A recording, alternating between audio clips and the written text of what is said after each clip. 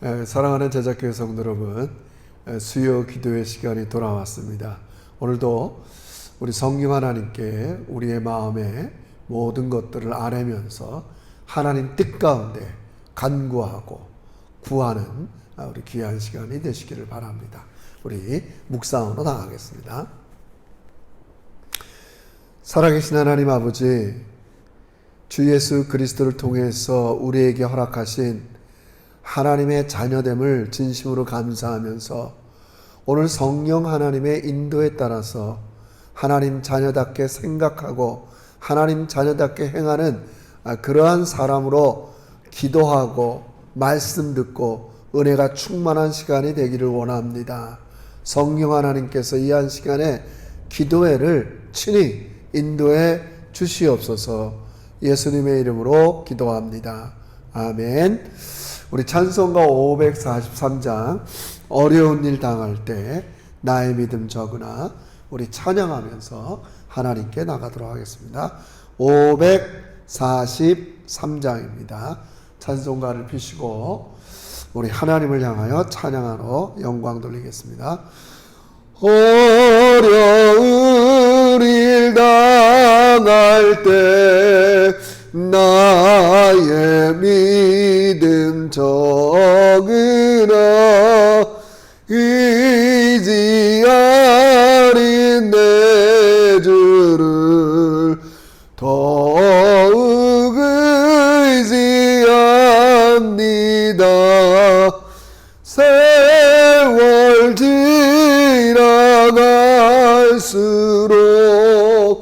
의지할 것뿐일세. 무슨 일을 당해도 예수 의지합니다. 성령께서 내 마음 밝게 비춰 주시니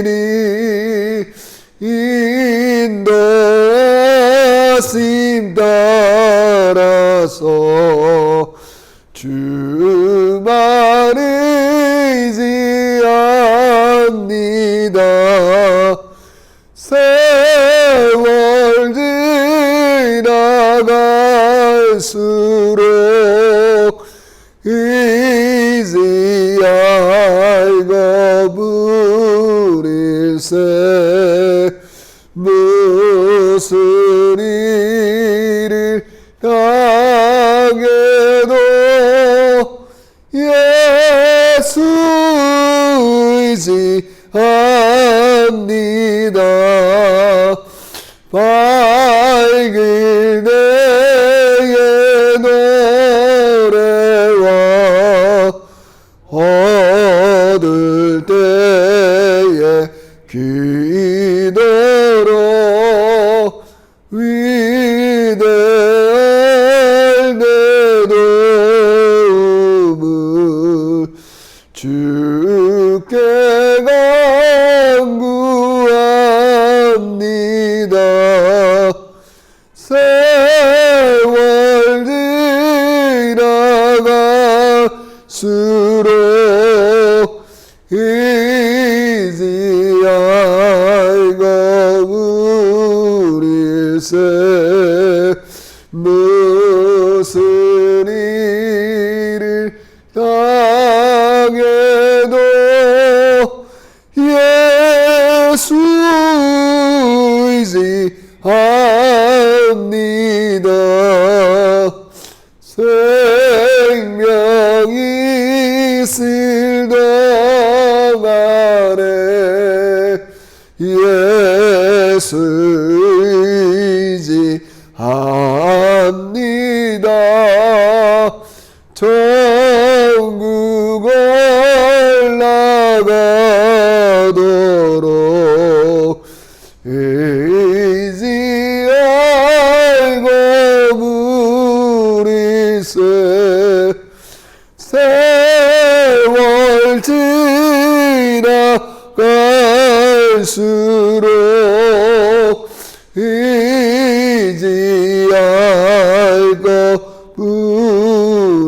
일세 무슨 일을 당해도 예수 의지합니다.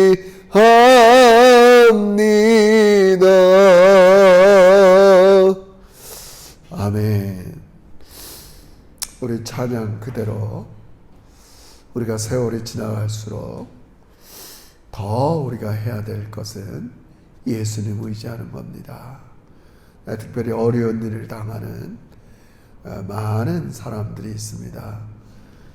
이미 코비드-19로 인해서 500만 명이 넘는 사람들이 죽음에 이르렀고, 여전히 많은 사람들이 질병을 인해서 고난을 당하고 있습니다. 뿐만이 아닙니다. 아프리카와 남미와 여러 열악한 지역에 굶주려 가는 사람도 너무나 많이 있습니다. 하나님께서 우리에게 말씀을 통해서 가르쳐 주실 때 지극히 작은 자 한 사람에게 한 게 내게 한 것이라고 그랬습니다. 우리 밤에 우리의 눈을 어렵고 힘든 사람들을 향하면서 이 밤에 하나님께 간구합시다. 하나님, 우리 제자교회 또 나 한 사람 한 사람이 어려운 사람과 잘 삶의 무거운 짐을 나누는 우리 제자교회가 되기를 원합니다. 어떤 형태든지 하나님 아버지 높은 데 마음을 두지 않게 하시고 힘들고 어려운 사람들을 위해 기도도 하고 나의 가진 것들을 나누고 서로 짐을 나눠주는 하나님의 자녀답게 살게 해주세요. 또 교회 안에도 마찬가지입니다. 질병을 인해서 또 때로는 경제적으로 인해서 또 때로는 여러 가지 마음의 아픔을 때문에 힘들어하는 종들, 하나님 우리들이 서로 기도로 짐을 나눠주고 그들의 여러 가지 실제적인 것들을 나눠주는 우리 교우들의 아름다운 삶도 되게 해주세요. 우리 선교지를 위해서도 함께 기도했으면 좋겠습니다. 우리 다 같이 기도드리겠습니다. 사랑 많으신 하나님 아버지, 하나님께서 자비와 은혜를 내려주셔서 이 어려운 일을 당한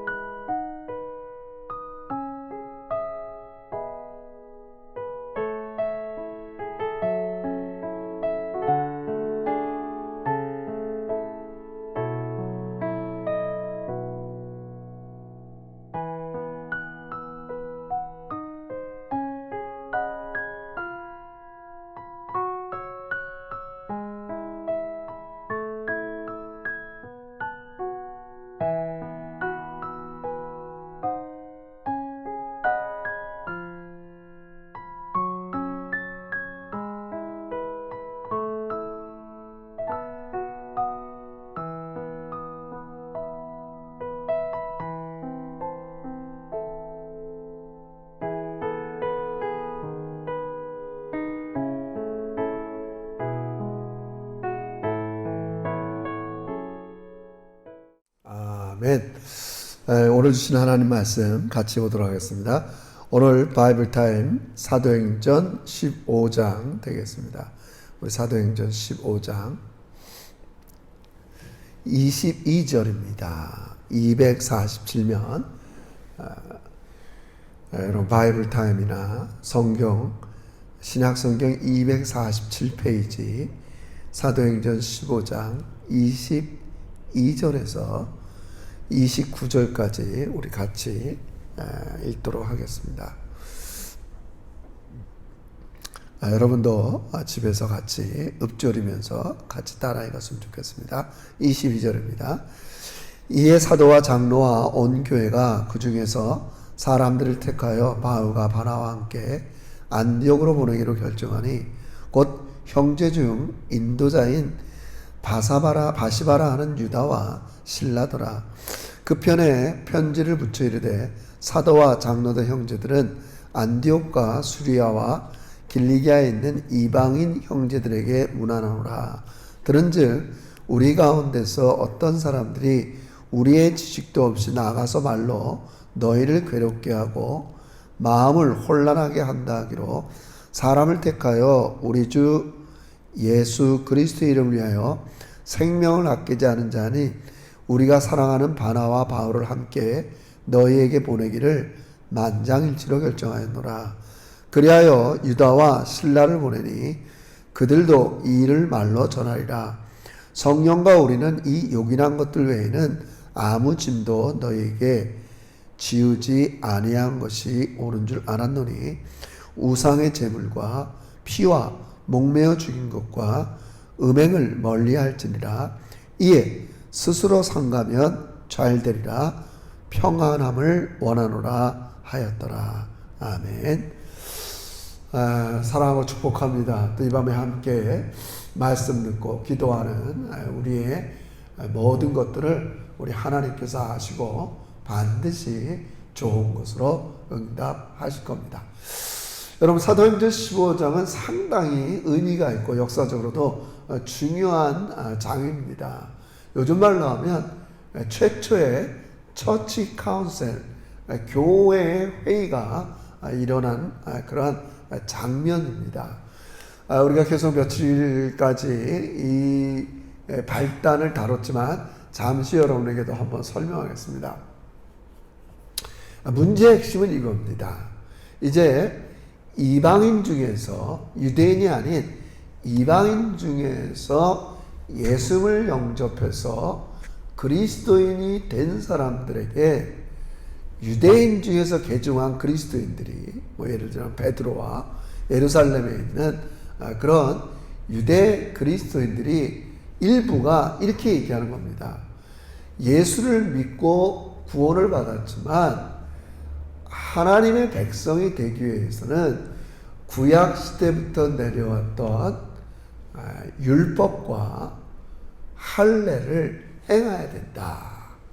그것을 강조했어요. 그러니까 바울과 바나바는 그 소리를 듣고 이거는 성경에서 어긋난 거다. 그래서 예루살렘에 올라가서 전체 회의를 합니다. 베드로도 자기 경험을 얘기하고 그 다음에 바나바 바울도 이방 사역을 통해서 그들이 할례와 이런 유대인의 표식을 지키기 전에도 이미 성령이 임했다는 걸 얘기해요. 그 얘기를 잘 듣고 예루살렘 교회 가장 리더십을 발휘했던 야고보 사도가 이제 결정을 내리는 거예요. 뭐라고 결정을 내리냐면 다른 거는 몰라도 우리 29절에 우상의 제물과 피와 목매어 죽인 것과 음행을 멀리할지니 이 네 가지. 그러니까 이방인 중에서 예수를 믿어서 그리스도인 된 사람들은 할례나 율법의 모든 걸 지킬 필요 없이 우상의 제물, 피와 목매어 죽인 것, 음행 이 네 가지를 하나의 율법의 표준으로 삼자. 이 정도에서 그치자. 이렇게 결론을 내리게 되었습니다. 사실 이것도 다 율법의 어떤 그러니까 강요된 건 아니죠. 그러니까 핵심은 이거예요. 여러분 뭐 바울도 로마서를 통해서 계속 우리가 다 배우고 아는 바와 같이 아브라함도 할례를 받기 전에 믿음으로 하나님께서 의롭다움을 받은 거지 할례나 그러나 언약 백성이라는 그런 표식을 통해서 구원받은 것이 아니라는 것을 얘기하는 거죠. 그러니까 유대 그리스도인들은 이방인들이 예수 그리스도를 믿었지만 이방인식으로 사는 것들이 이쪽에서는 걸림돌이 된 거예요.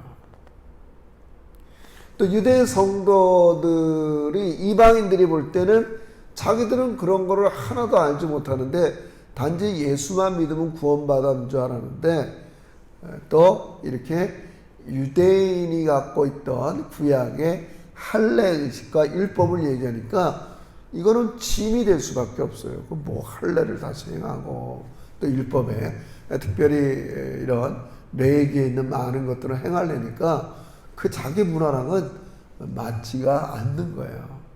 근데 이 할례라는 건 사실은 하나님이 백성이 되는 언약의 표시도 되지만 유대인의 표시기도 해요. 그래서 바울과 바나바는 아니 이방인들이 굳이 유대인의 표시인 할례를 뭐 행할 필요가 뭐가 있냐. 이방인 중에서도 얼마든지 하나님께서 할례나 율법을 지키기 전에 복음을 통해서 이들이 다 구원을 받고 그 확증으로 성령을 받았는데 이제 와서 왜 자꾸 율법을 또 할례를 행하라 그러냐 이렇게 얘기하는 거예요. 근데 여러분 오늘 이 본문을 가만히 보면 베드로가 얘기할 때도 그렇고 사도 요한이 얘기할 때도 양쪽 견해가 있잖아요. 그걸 어떤 식으로 얘기를 하냐면 11절에서 베드로가 먼저 자기 경험을 얘기할 때 이렇게 얘기해요. 10절에 보면 그런데 지금 너희가 어찌하여 하나님을 시험하여 우리 조상도 우리도 능히 매지 못하던 멍에를 제자들의 목에 두려드냐. 그러니까 유대인들이 가졌던 할례 의식이나 그런 먹는 이런 것들을 왜 이방인한테 하라는 걸 멍에 짐으로 해석을 해요. 짐. 그거 짐이다. 유대인이 볼 때. 야고보도 오늘 본문에 이렇게 똑같이 얘기하는 거예요. 참 이들이 28절에 오면 11장 28절에 15장 28절에 오면 성령과 우리는 이 요긴한 것들 외에는 아무 짐도 너에게 지우지 아니하기로 결정했다고 얘기해요. 짐이었어요. 짐. 유대인이 아니었던 이방인들이 볼 때 예수를 받아들여서 그리스도인이 된 다음에 다시 할례 의식을 행하고 또 구약의 여러 가지 음식 규정과 이런 율법을 지키는 게 베드로나 야고보가 볼 때는 짐이다, 멍에다 이렇게 해석을 하는 거예요. 참 놀라운 이 생각이에요, 여러분. 그러니까 이쪽에 내가 예수를 믿어 은혜로 구원받은 이 사람들한테 왜 그런 짐을 지어주냐는 거예요. 저는 이 본문을 묵상하면서 어제 오늘 문득 갈라디아서 6장에 우리 잘 아는 구절 너희가 서로 짐을 지는 게 율법의 완성이다. 짐. 굳이 이 사람들에게 유대인이 아닌 이방인들에게 할례를 행하고 구약의 레위기에 많은 음식 규정을 얘기하는 건 짐이 될 수밖에 없어요. 자기들은 이미 그런 문화 속에서 자라나고 유대 문화 속에 있기 때문에 이미 그런 것들을 다 일찍이 받아들이고 했지만 나중에 믿은 사람들은 짐이 될 수밖에 없다고요. 그러니까 바울은 그렇게 해석하는 거예요. 진짜 율법의 완성이 뭐냐?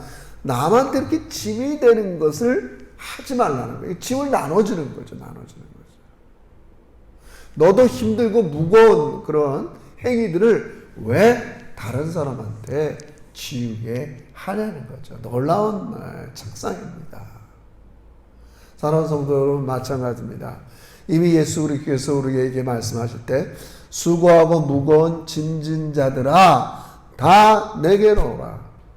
우리 인생이 연약하고 내 스스로 삶의 공경에서 빠져나올 수 없기에 예수님이 친히 그런 모든 인생의 짐을 지시고 십자가에 죽으시고 부활하셔서 우리 모든 인생의 짐을 해결했는데 또다시 그들 위해 다른 짐을 지우게 하는 것은 합당치 못하다는 말씀이죠. 여러분, 오늘도 우리의 생각과 견해가 자칫 다른 사람에게 짐이 될 수 있다는 걸 우리는 좀 생각해 볼 필요가 있습니다. 여러분, 우리 인생을 살면 살수록 우리에게는 얼마나 많은 짐들이 있습니까? 가뜩이나 인생에 무거운 짐이 있는데 자꾸 내 생각, 내 견해가 이래야 더 옳다는 이런 것들은 상당히 다른 사람으로 하여금 짐이 될 수밖에 없을 것입니다. 우리 예수님께서 서로의 짐을 진다는 것, 그건 다른 말로 하면 내 견해, 내 생각을 내려놓는 것과 똑같은 일입니다. 우리는 내 생각, 내 견해로 다른 사람에게 멍에나 짐을 지을 필요가 없는 것입니다. 하나님께서는 각자에 맞게 은혜를 베풀어 주시고 인도해 주세요. 그러니까 여러분 마찬가지죠. 여러분. 우리 하나 예를 들면 여러분 우리가 이제 여행이 자유화돼서 세상에 나가 보면 우리 한국 문화 이것만 다가 있잖아요. 말하면 음식 문화가 얼마나 많잖아요. 그러니까 우리가 갖고 있는 거는 많은 문화 중에 하나에 불과한 거죠. 자꾸 내 문화만 옳다 그래갖고 그거를 주면 얼마나 그게 그 사람한테 얽매이게 하는 거겠어요. 여러분, 과거에 제국주의 시대의 선교와 그런 게 많았어요. 토착민이 살던 문화를 벗겨버리고 우리 문화가 더 오르니까 짐을 져주는 거예요. 물론 호주도 마찬가지죠. 애버리진의 문화가 열악하고 이 서구의 문화가 오르니까 다 그러다가 우리가 다 그들한테 잘못했다고 쏘리도 하고 막 그런 거 아니겠어요, 여러분? 여러분, 지금도 마찬가지입니다. 우리의 생각, 우리 모든 게 틀렸다는 게 아니에요. 그러나 하나님의 진리, 전체 포괄적인 하나님의 진리에 비하면 우리의 생각과 견해는 부분에 불과합니다. 여러분, 오늘날 이 세상에는 수많은 교파가 있습니다. 제가 다른 지금 생각하면 성공회도 있고 크게 카톨릭도 있고 또 개신교가 있고 교회 역사상 한 기독교 안에 수많은 교파가 있습니다. 장로교도 마찬가지입니다. 우리 한국 장로교가 있고 또 한국 장로교는 미국의 장로교 선교사들이 와서 했지만 어떻게 보면 너무나 다양한 교파가 있습니다. 누가 더 옳다 그르다 따질 수는 없어요. 그래서 어느 게 더 성경의 많은 것들을 더 포괄하느냐, 그거는 조금 더 우리가 생각해 볼 필요가 있죠. 어떤 교파가 또 어떤 교파의 성경 해석이 더 하나님의 이런 진리를 포괄적으로 담아낼 수 있느냐. 그래서 우리는 이렇게 간다. 그런 거 아니겠어요.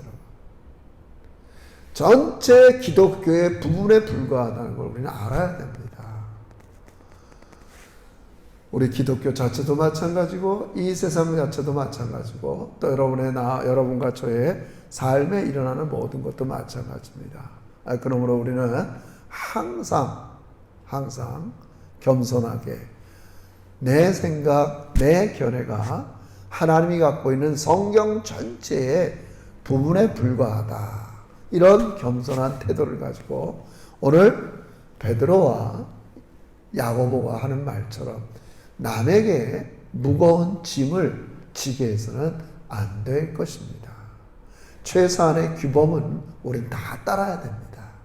그러나 내 견해, 내 생각과 다른 또 다른 것도 우리는 받아들이면서 더 이렇게 교회 안에 하나님 안에 풍성한 삶이 우리에게 기다리게 하고 있을 것입니다. 그러므로 진정한 율법은 무엇이냐? 서로 짐을 져주는 것입니다. 특별히 어려운 시대에 우리는 이 세상을 바라볼 때마다 너무 연약한 사람들이 많습니다. 우리 아까 기도했지만 지금도 굶주린 사람들이 너무 많이 있습니다. 그런 사람들을 볼 때마다 감사하면서 있는 거를 족한 줄 알고 자족하면서, 그게 오늘 그리스도인이 가져야 할 태도입니다. 저도 어떨 때는 몸도 안 좋고 힘들 때마다 더 안 좋고 더 열악한 환경에서 심지어 아파도 병원도 못 가는 사람들을 바라볼 때, 우리는 여기서 아프고 힘들면 병원에 갈 수 있잖아요. 치료도 받을 수 있고 또 약도 먹을 수 있고, 우리는 항상 하나님 앞에 감사하면서 우리보다 더 열악한 사람들을 바라보면서 그들의 짐을 나눠주고 생각과 견해를 함께하면서 하나님 앞에 아름다운 교회, 아름다운 그리스도인이 되시기를 주의 이름으로 축원합니다. 기도합시다. 하나님 아버지 고맙습니다. 진심으로 고맙습니다. 아버지, 우리가 받은 이 복음은 다 동일하나 아버지, 하나님께서 이 복음을 주실 때 우리에게 가장 적합한 방식으로 아버지 문화와 삶의 자리를 허락하여 주심도 감사합니다. 아버지, 내 생각, 내 견해로 하여금 다른 사람들에게 무거운 짐, 멍에를 지우지 않게 하여 주시고 도리어 아버지 그들의 무거운 짐들을 나눠주는 우리 멋진 제자들이 되게 해 주시옵소서.